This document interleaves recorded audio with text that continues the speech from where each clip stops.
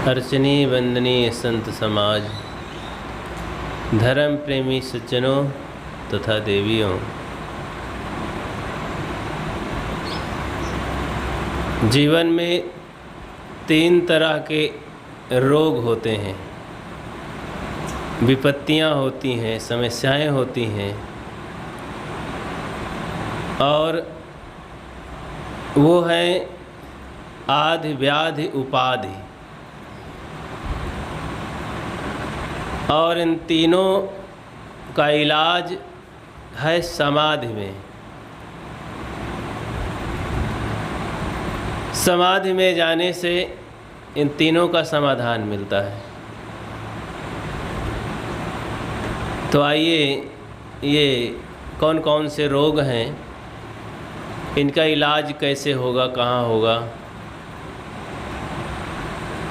क्योंकि इलाज किए बिना जीवन की समस्या का समाधान हो नहीं सकता। पहले लें शारीरिक रोग, जिसे हम व्याधि कहते हैं। शरीर अपने आप में रोगों का घर है। संतों ने इसे कहा भी है, शरीर रोगों की खान है।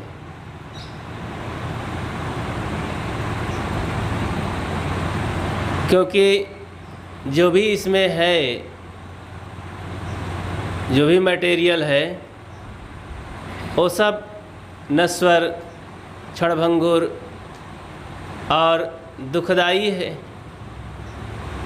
इसीलिए सद्गुरु कबीर कहते हैं, ये तन बिस की बेलरी गुरु अमृत की खान, शीस दहे जो गुरु मिले तब हूँ सस्ता जान। ये तन बिस की बेलरी है, बिस की लता है। इसमें जो भी शाखाएं निकलती हैं सब जहरीली हैं और गंदगी का पिटारा है। व्याधियों से भरा है। इस शरीर में रह करके ये जीवात्मा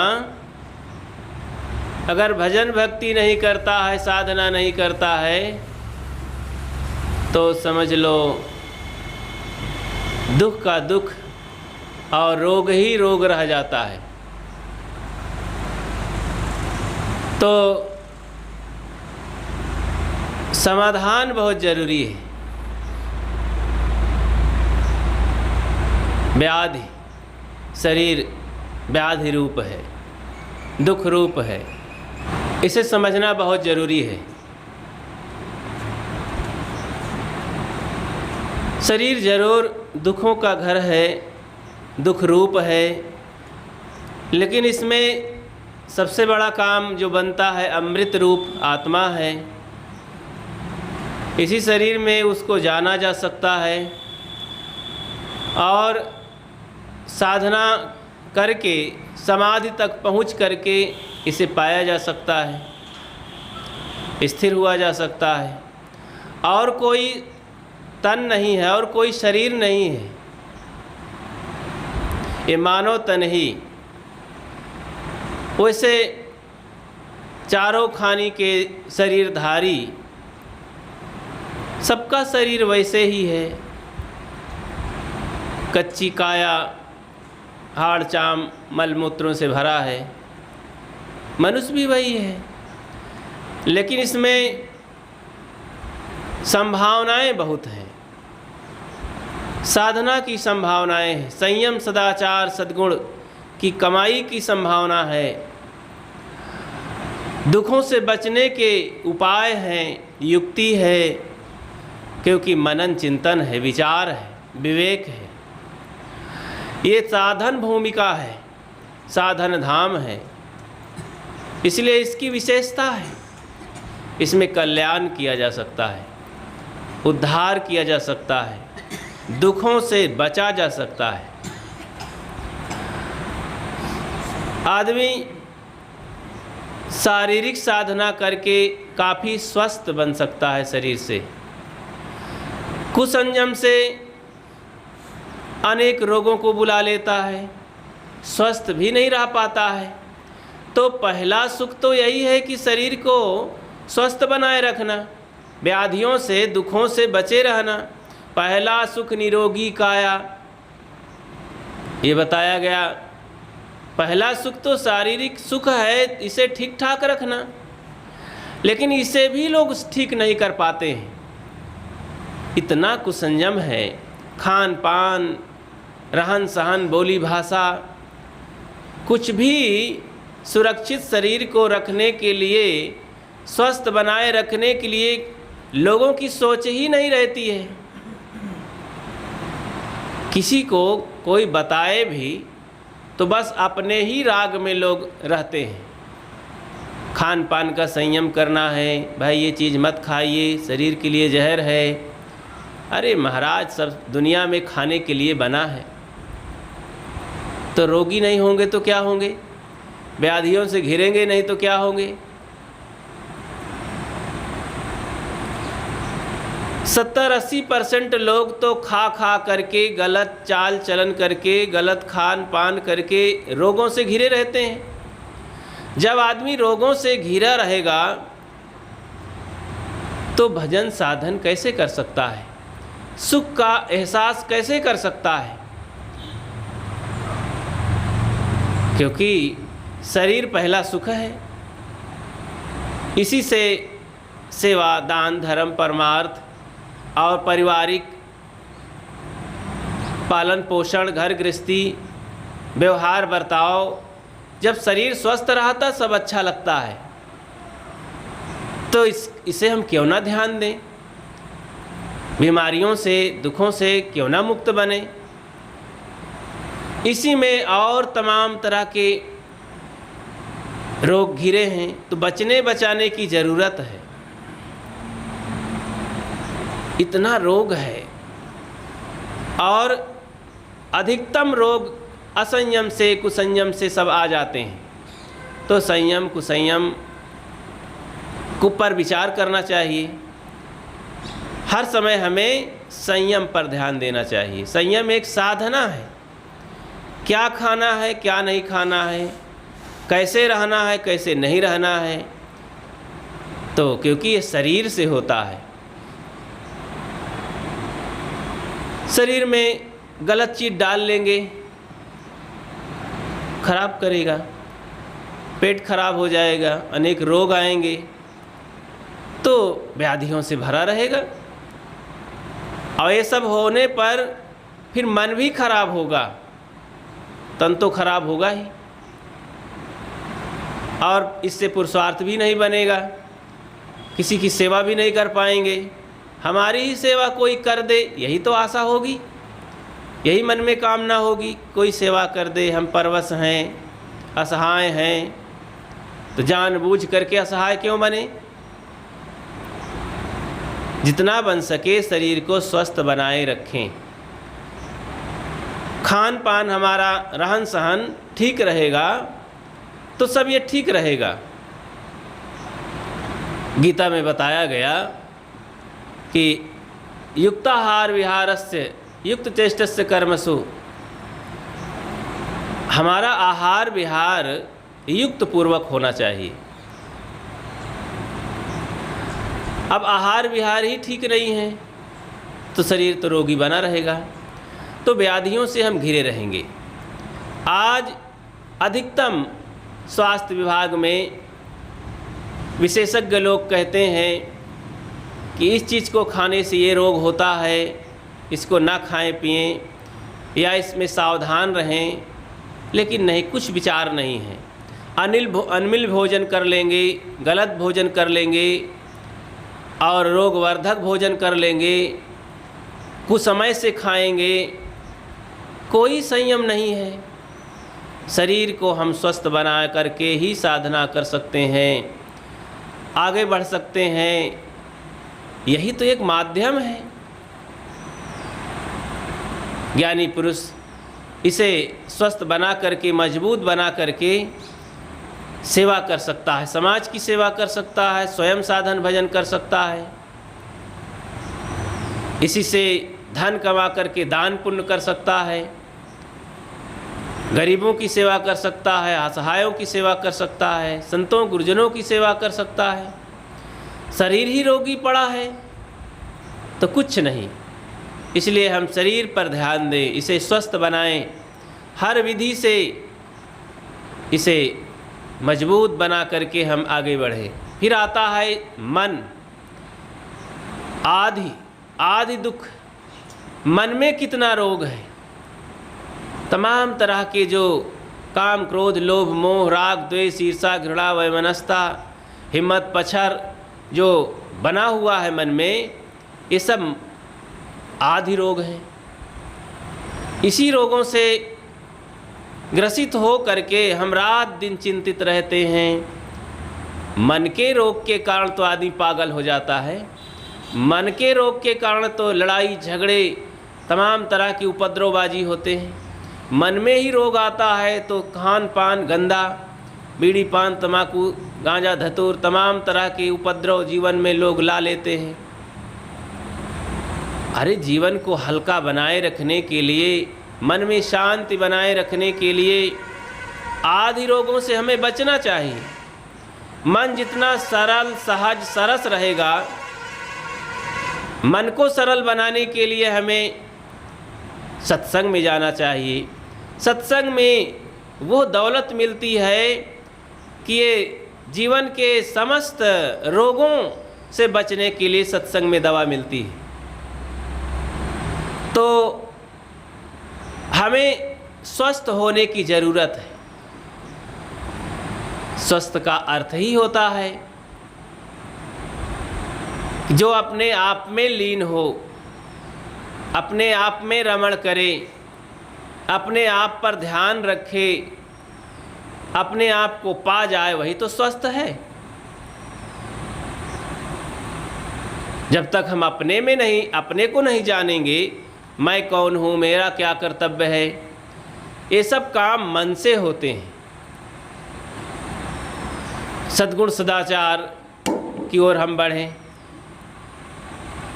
मन से बंधन है, मन से मुक्ति भी है। मन से मान लिए, मान मान बंधन तरे आवा, निज कर्तव्य में आप बंधावा।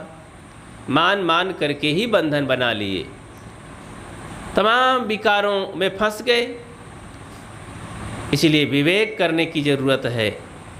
मन से हम विचार करें, विवेक पैदा करें, जागृत करें, तो मानसिक सारे रोग दूर हो जाएंगे।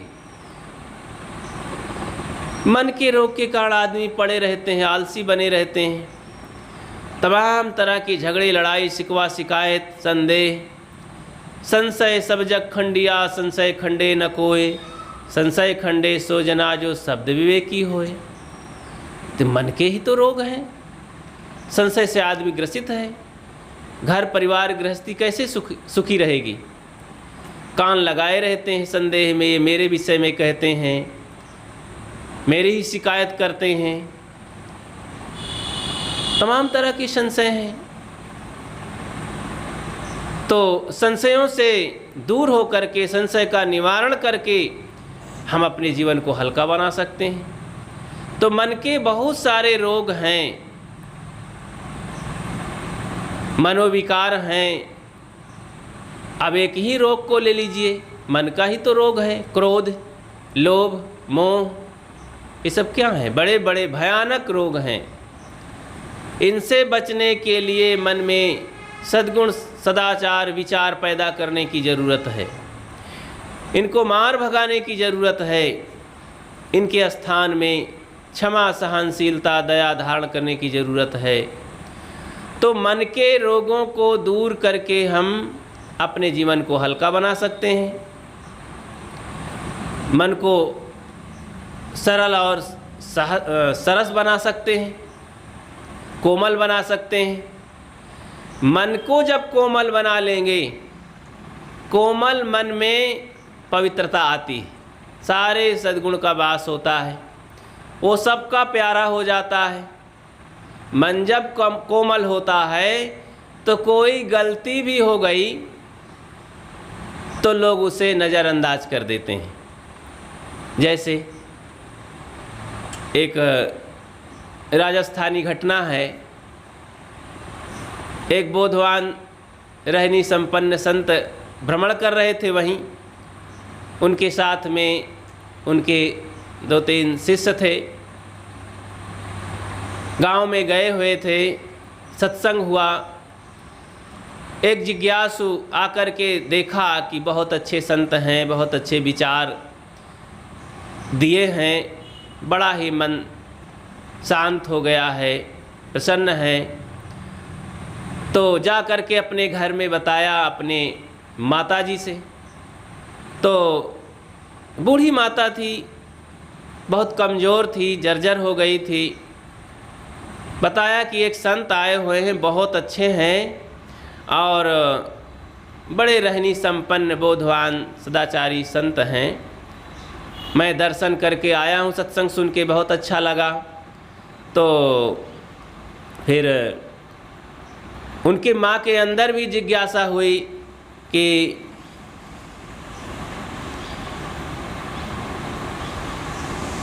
मैं भी दर्शन पालूँ तो अच्छा रहे।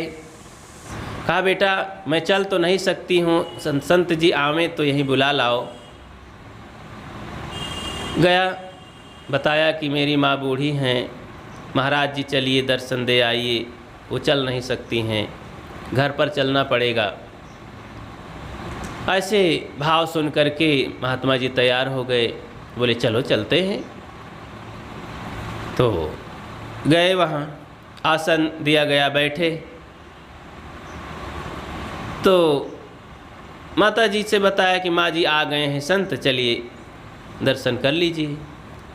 पकड़ करके हाथ उनका बेटा ले गया, सामने किया। तो माँ बोलती है, अब राजस्थानी लहजे में, देहाती माता जी थी, बोलती है गुरुजी, लड़खड़ाती हुई जुबान में गुरुजी को गुरुजी कहने लगी। गुरुजी आपके खुर लागों। अब खुर तो जानवरों के होते हैं, तो गुरुजी आपके खुर लागों। दर्शन हुआ, बहुत अच्छा लगा। तो उनके एक शिष्य थे, तो कान में कहने लगे, माता जी ऐसी बात ना कहो, नहीं तो नरक में जाओगी। गुरुजी को गुरुजी कह रही हो।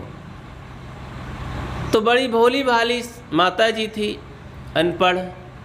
उन्होंने कहा, नहीं महाराज नहीं, हम जैसे अभागों को कहाँ नरक मिलेगा। नरक तो आप सबका होगा, महान पुरुषों का। तो महाराज जी सुने तो हंस पड़े कि माता जी बड़ी भोली हैं, सरल हैं, इनको गोरू और खुर और नरक का कुछ पता ही नहीं है, कैसा नरक होता है। तो बड़े बड़े महाराज लोग नरक जाते हैं, हम लोगों का सौभाग्य कहाँ है। तो सब हंस पड़े। तो देखो, जहाँ भोलापन है, सरलता है मन की, तो वहाँ कोई बुरा नहीं लगता है। तो इस तरह से मन जब सरल होता है, भोले भाले देखो बच्चे होते हैं, कुछ भी कह देते हैं, कुछ भी बोल देते हैं, सब मीठा लगता है, सब लोग उन्हें गोद में उठा लेते हैं, क्योंकि सरल है, उनके मन में कोई कलमश नहीं है, कोई ऐसी चालाकी नहीं है, कपट नहीं है। तो जहाँ मन सरल होता है, कोमल होता है, तो वहाँ बुरा भी नहीं लगता है, सब ठीक ठाक, सब माफ़ होता है। तो हमें मन को पवित्र बनाने की ज़रूरत है। राग द्वेष रहित मन कितना बढ़िया होता है। तो ये आदि रोगों को दूर करने की ज़रूरत है। व्याधि रोग दूर हो गया शरीर का, आदि रोग मन का दूर हो गया, और फिर एक रोग और है जीवन में, जो उपाधि जिसे कहते हैं। उपाधि रोग ऊपर का आता है, पद का। धन के पद का, पढ़ाई लिखाई के पद का, किसी और पद, डॉक्टर, मास्टर अथवा साधु महंत, ये सब पद हैं। इसमें भी रोग आ जाता है, अहंकार का रोग, अहम भावनाएं आ जाती हैं, बड़कपन आ जाता है, मान सम्मान की तमाम चाहनाएं आ जाती हैं। तो ये उपाधि रोगों से ग्रसित होता है मन। तो इन रोगों से हमें दूर होने की ज़रूरत है। ये क्या है सब? हमें सरल होना चाहिए। पद पा करके ही तो लोग अपने माता पिता को भूल जाते हैं, बड़े बुजुर्गों को भूल जाते हैं, जहाँ से उठे थे उसी को भूल जाते हैं। कभी नहीं भूलना चाहिए हम अपनी शुरुआती दौर को, कहाँ से उठे हैं और किनके बदौलत किनका बड़ा उपकार जीवन में रहा है, इसको ख्याल रखें तो ये तमाम जो विकार आने की संभावना है ये शायद दूर ही रह जाएंगे।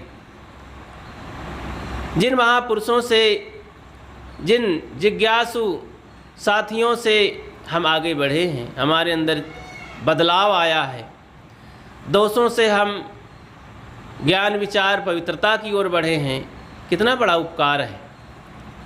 अब पद को लिए बैठे रहेंगे, पद को पाकर के भूल जाएंगे ये सब उपकार, तो जीवन उन्नतशील नहीं कहलाएगा, बल्कि और विकारों से भर जाएगा, दोषों से भर जाएगा। अपने विनम्रता को, अपने गुणों को, अपने आप को ख्याल रखेंगे, गुरुजनों महापुरुषों के उपकार को ख्याल रखेंगे, तो सदैव मन सरल सहस रहेगा और सरल सरस मन में गुण वास करते हैं। एक कहावत है, बनिया आदमी अपनी भाषा बना के रखता है, खाली बर्तन को राम राम कहते हैं, राम राम हो गया। एक महात्मा जी बहुत दिनों से साधना करके, साधना में अपने कुछ असंतोष पा करके कि कुछ मिलता उलता नहीं, मन बस में नहीं होता है, मन भटकता रहा इतने दिन से, अब लगता है कुछ होता नहीं है, चलो घर में वापस चलें, नहीं तो दोनों दिन से चले जाएंगे, न साधना का मज़ा मिला और न गृहस्थी का मज़ा मिला। तो ऐसी मन में भावना उठी, चले गृहस्थी में रह करके आनंद उठाएं। तो लौट पड़ा था, इतना पुराना साधक लौट पड़ा, आकर के अपने गांव के नज़दीक एक बाज़ार थी, वहीं एक बनिया के यहाँ बेंच पर बैठ गया। बनिया आदमी, सेठ आदमी अपनी दुकान सजा रहा था, अंदर से सारे सामान निकाल रहा था। वो किराना की दुकान थी, कई तरह के टीन गत्ते सब थे, डिब्बे वगैरह सब में सामान भरा हुआ था, निकाल रहा था, सजा रहा था। वो साधक देख रहा था तो पूछा कि सेठ जी, ये आप, इसमें ये है, इसमें ये है, मैं कुछ चीज़ों को जानता हूँ कि आप ये धनिया निकाल दिए हैं, जीरा निकाल दिए हैं, हल्दी निकाल दिए हैं, इसमें गरी के गोले हैं, इसमें गुड़ है, बहुत सारे हैं। कहीं हाँ ये सब सामान है, इसे सजाना पड़ता है, दरवाजे के सामने ग्राहक देखें और ले जाएं। कहीं अच्छा उसमें क्या है? एक किनारे टीन की छल्ली लगी हुई थी ऊपर तक, तो बोले इसमें क्या है? कहीं अरे उसमें राम राम है। तो सोचा कि मैंने जीरा धनिया मेथी हल्दी सब देखा, लेकिन राम राम नहीं देखा। राम राम कौन सौदा होता है? कहीं सेठ जी राम राम क्या है? कहीं आप सुबह सुबह आ करके यहाँ झड़ी मचाए हुए हैं, बहस करते हैं। अरे ये बनिया की भाषा है, जब बिक जाता है माल, इन टीनों में तेल था, घी था, तो सब खाली हो गया, बिक गया। तो खाली डिब्बों को, खाली सामानों को हम उसे खाली नहीं कहते हैं, उसे कहते राम राम, राम राम हो गया। तो ये सब डिब्बे खाली हो गए तो राम राम हो गए, तो राम राम है उधर पड़ा हुआ है। तो साधक के मन में ये बात टच हो गई दिमाग में कि जब खाली हो जाता है तब राम राम होता है। उसका दिमाग में परिवर्तन आ गया, बदल गया। तुरंत वो चिंतन करने लगा कि अभी तो मैं खाली हुआ ही नहीं हूँ तो राम राम कैसे होगा। जब मेरे अंदर से काम क्रोध लोभ मोह राग द्वेष इच्छा तृष्णा खाली हो जाएगी, निकल जाएंगे, तब तो मैं राम राम होऊंगा। ओ, ये काम तो मैंने किया ही नहीं। तुरंत मन में बदलाव आता है और चल पड़ता है फिर जंगल की ओर कि नहीं, अब मैं साधना करूंगा। ये गुरु मंत्र तो मुझे कोई दिया ही नहीं। तो जब तक मन से विकार दूर नहीं होंगे तब तक ये उपाधि का जो अहम भरा हुआ है कि मैं ये हो गया हूँ, सबको ये डॉक्टर मास्टर बाबूगिरी का पद तो अहंकार तो चढ़ता ही है, भक्ति का भी अहम हो जाता है, साधु महंत को भी अहम हो जाता है। सावधान न रहे तो हर जगह अहम सिर पर आके बैठ जाता है और ये खाली होने से रोक देता है। खाली होना पड़ता है। जितने भी मनोविकार हैं, दोष दुर्गुण हैं, जब इनसे हृदय हमारा खाली होगा तब हम उपद्रवों से उपाधियों से बच सकते हैं। नहीं इसी उपाधि रोग से हम ग्रसित होकर के रोगी बने रहते हैं। तो तीनों प्रकार के रोग हमको समाधि तक नहीं पहुंचने देते हैं और समाधि तक पहुँचे बिना ये तीनों रोग दूर भी नहीं होते हैं। तो एक दूसरे के सब पूरक होते हैं साधना काल में। तो इन तीनों की दवा अब कहाँ होती है? समाधि में होती है। अंतिम समाधि है। आधि व्याधि उपाधि और समाधि। समाधि का तो लोग नाम ही नहीं जानते हैं। समाधि का संकेत हमें सत्संग और संत गुरुजनों से होता है कि इस तरह से साधन भजन करो, सब तरफ से समेट करके अपने मन इंद्रियों को एकांत बैठें और अपने को देखें, हमारी बुद्धि कैसे है, मन कैसा है, जीवन हमारा कैसा है, हमें क्या करना चाहिए। इस प्रकार जब चिंतन करके समाधि में बैठेंगे तो मन शांत हो जाएगा और ये तन मन सब प्रकार के रोगों का इलाज है इसमें। इसलिए रोज रोज समाधि में बैठने की ज़रूरत है और इसी में आत्मदर्शन होता है। हमारे ऋषि कहते हैं प्रपंचोप समम शांतम शिवम अद्वैतम चतुर्थम मनन्ते सात्मा सा विज्ञाः। ये चतुर्थ श्रेणी का जो पद है, जो खोज है, जिसे तुरीयावस्था कहते हैं, जिसे समाधि कहते हैं अपनी सरल भाषा में, समाधि दशा में ही आत्मदर्शन होते हैं। और जब तक आत्मचिंतन आत्मदर्शन आत्म उपलब्धि नहीं होती है, आत्म स्थिति नहीं होती है, तब तक ये सब रोग बने ही रहते हैं, जीवन की समस्याएं बनी ही रहती हैं। इसलिए समाधि में जाने की ज़रूरत है। हर मनुष्य को ध्यान के माध्यम से समाधि तक पहुंचना चाहिए। ध्यान है सावधानी, एकाग्रता। ध्यान से देखें हमारा खान पान कैसे है, ध्यान से देखें मन में क्या विकार चल रहे हैं, उसे दूर करें, खान पान को ठीक करें, संयम रखें। ध्यान से देखें मन में कोई अहंकार विकार तो नहीं आ गया है, उसे ठीक ठाक करें।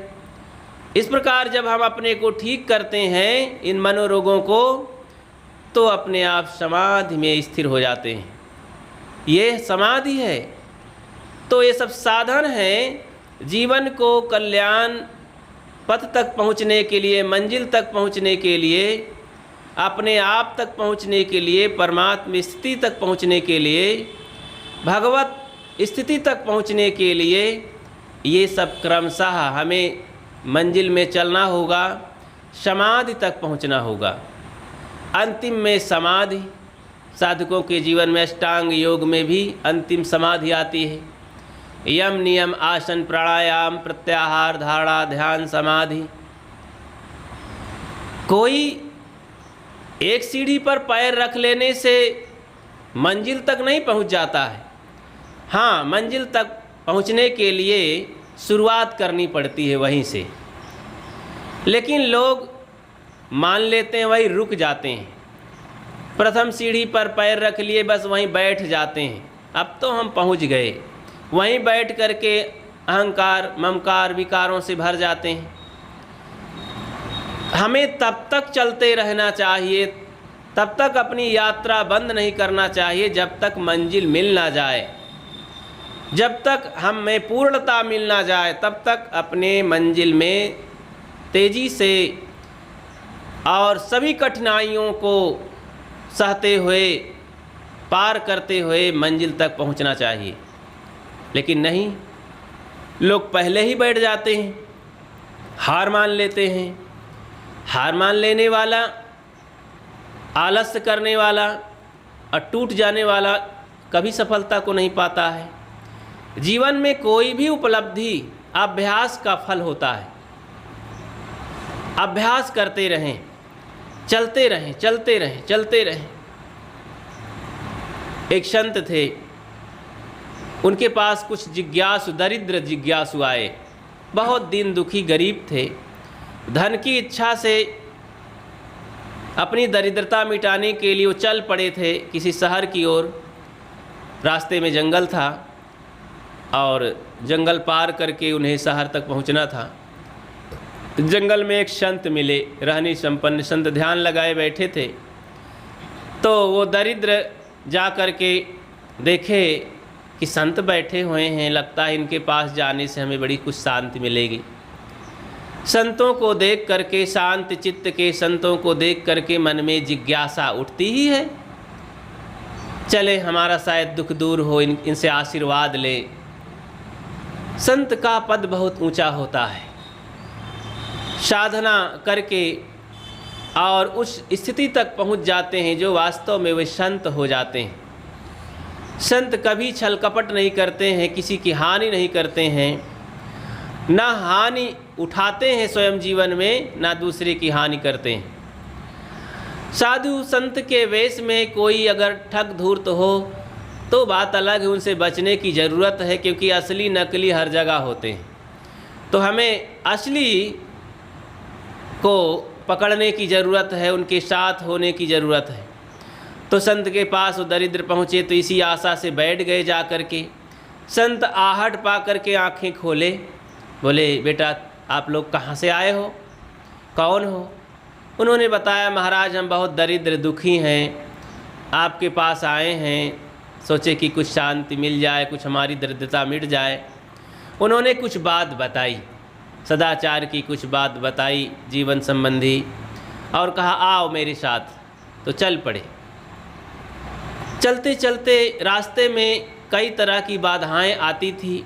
पहाड़ी थी, पहाड़ी में कई नाले भी मिलते थे, कंदराएं भी थी, गुफाएं भी थी, और सकरी रास्ता, चौड़ी रास्ता, बहुत कठिन की रास्ता भी थी, चढ़ाई भी थी। इस प्रकार से वो चढ़ते उतरते सभी कठिन मंजिल को पार करते हुए आगे बढ़ रहे थे। आगे एक पहाड़ी पड़ी ऊंचाई सी, वहाँ पर पहुँच गए।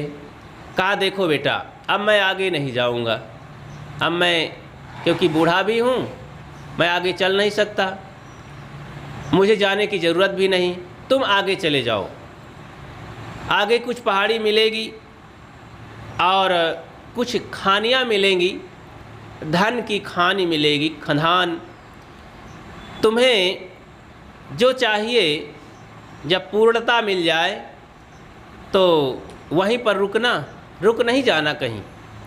बता दिया ऐसे ऐसे रास्ते में कठिनाई भी मिलेगी, रोकने वाले भी लोग मिल सकते हैं, बाधा डालेंगे, रुकना नहीं कहीं। तो छोड़ दिए जाओ। तो चल पड़ते हैं। चलते चलते एक जगह कुछ धातु की खदान मिल जाती है, उन्हें देखते हैं। आवाज़ आती है और आगे बढ़ो, और आगे बढ़ो। तो सोचते हैं अरे और आगे बढ़ने के लिए कहते हैं, किनकी आवाज़ है? तो गुरु जी की आवाज़ है क्या? गुरु जी दिखाई तो नहीं पड़ते हैं, लेकिन आवाज़ उन्हीं जैसी लगती है। और आगे चलने लगे। आगे चांदी की खदान मिली, वहाँ चांदी बहुत थी, ढेर का ढेर, पहाड़ ही था। तो बैठ गए, बटोरने लगे कि गठरी बांध के चले, हम दरिद्रता मिट जाए। आवाज़ आई और आगे बढ़ो, रुको मत। बोले अरे ये तो गुरु जी की आवाज़ है। छोड़ दिए उसको और आगे बढ़ने लगे। काफ़ी कठिन मार्ग था, सोने की खान में पहुंच गए। वहाँ भी सोचे कि इसी को भर लेते हैं तो बहुत खजाना है, हमारी दरिद्रता मिट जाएगी। बोले और आगे बढ़ो। आवाज़ आई, फिर देखते हैं अरे तो गुरु जी की आवाज़ है। और आगे बढ़ते हैं, चलते हैं। काफ़ी कठिन मार्ग रहता है, उनके पैरों में छाले पड़ जाते हैं, घाव हो जाते हैं। फिर भी आवाज़ आती है और आगे बढ़ो। इतने में बढ़ते बढ़ते एक शिला पलट जाती है वहीं, और देखे कि हीरे की खदान आ जाती है। और हीरे की खदान देख करके फिर आवाज़ भी नहीं आती है, और हीरा पा करके फिर तो सुखी हो जाते हैं। उनकी सारी दरिद्रता मिट जाती है, और जितना जिससे बन सकता है बांध लेते हैं गठरी। तो एक अलंकारिक कथा है कि संत गुरुजनों के पास जा करके हमें दरिद्रता को मिटाने की बहुत बड़ी आशा बन जाती है। वहीं से दरिद्रता हमारी मिट भी सकती है। जीव अनादिकाल से दुखी है, दुखों से घिरा है, उसका दरिद्रतापन नहीं गया है, क्योंकि कभी भी उसे संतोष मिलता ही नहीं है। संतोष रूपी जल छिड़क करके संत ही उसे संतुष्ट करते हैं। वो ज्ञान है, आत्म शांति देते हैं। संत कहते हैं चलो, कोई भी कठिनाई आए सामने, आगे बढ़ते रहो, आओ मेरे साथ। संत फिर कुछ छोड़ देते हैं कि अपने से भी मंजिल चलो, कहाँ तक बताएंगे, सलाह दे देंगे, साथ में हमें और कोई चलने वाला नहीं, स्वयं चलना पड़ेगा। गुरु ज्ञान रहेगा साथ में, वो आवाज़ लगाता रहेगा, और चलो, और बढ़ो, और कठिनाई को सहो। तो तमाम सद्गुण सदाचार सोने चांदी रूपी खदान मिलेंगे, मान सम्मान रुपया पैसा भी मिलेगा बहुत, इसमें भूलना नहीं है।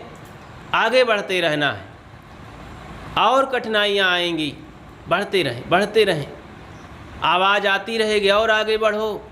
फिर आत्म खजाना, आत्म शांति, आत्म स्थिति रूपी शिला पलट जाएगी, तो वहाँ बहुत दिव्य प्रकाश होगा। फिर उससे ज़्यादा कोई और खदान नहीं है, वो है हीरे की खदान। हीरा हिराए गयो कचरे माँ। तो हीरा वो कौन है? आत्म शांति, आत्म स्थिति रूपी खजाना जब मिलता है वही हीरा मिलना है। और जब वहाँ पहुँच जाते हैं तो सारी दरिद्रता मिट जाती है। तो वो है संत मिलन सम सुख कछु नाही। संतों के मिलने के समान कोई सुख शांति नहीं है, क्योंकि वे हमारी दरिद्रता को मिटा करके संतोष शांति तक पहुंचा देते हैं, आत्म स्थिति तक पहुंचा देते हैं। इसीलिए कहा गया कि नहीं दरिद्र सम दुख कछु नाही, और संत मिलन सम सुख कछु नाही। दरिद्रता जीवन की जो मन की दरिद्रता है, असंतोष है, इसके समान कोई दुख नहीं है, और संतों के मिलने के समान संसार में कोई सुख नहीं है, क्योंकि संत ही हमें वो आत्म स्थिति तक, आत्म उपलब्धि तक पहुंचाते हैं। इसलिए संतों का मिलना बड़े ही सौभाग्य का फल है। तो हमें इन दुखों से बचने के लिए समाधि तक पहुंचने की ज़रूरत है। समाधि का रहस्य हमें संत गुरुजनों और सत्संग से मिलता है। तो इन सब बातों को समझें, जीवन के इन रोगों से हम बचें, निरोग और स्वस्थ बने। बस अपनी बात को यही विराम देता हूँ। बोलिए सद्गुरुदेव की जय।